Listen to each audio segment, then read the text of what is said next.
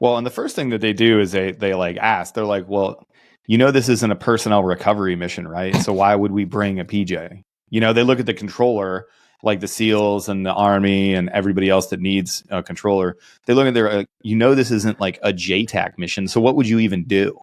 Yeah. Would you just like sit there? Like, I mean, I wouldn't even know, you know? Yeah. Plus, it sounds dangerous. I don't like getting shot at.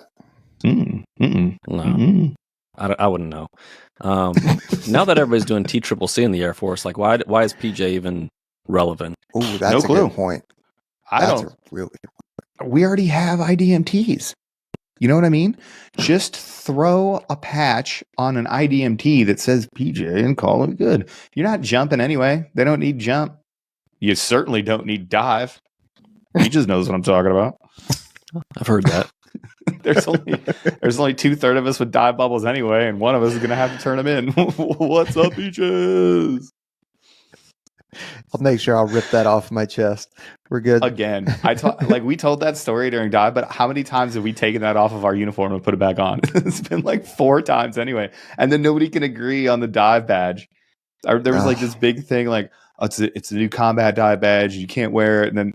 Like we had guys that were like coming back from the top up. So they went through dive, they got open circuit, and then they had to go back and get the closed circuit top up in the last, few years.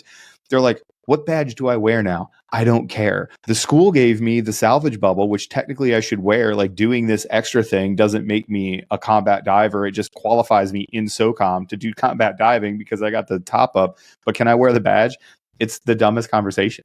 So I've just laughed. Like the dive bubble thing just made me laugh. Like I distinctly remember sitting in England and no kidding in the team room, cutting the dive bubble off of our uniforms because AFSOC was like, I forgot about that. Yeah. Yeah, we pinned them up on a board.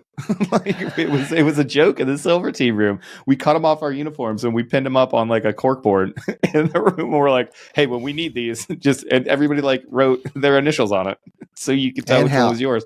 And how passionate people were. So when they were authorized again with the hard hat or the combat dive with the sharks, how people were so like, you can't wear that. That's not authorized. It's like, well, wait a minute. I went to get like for Key West. That's where I went. So that's the dive bubble I'm going to wear, and that's what I got. Yeah, it's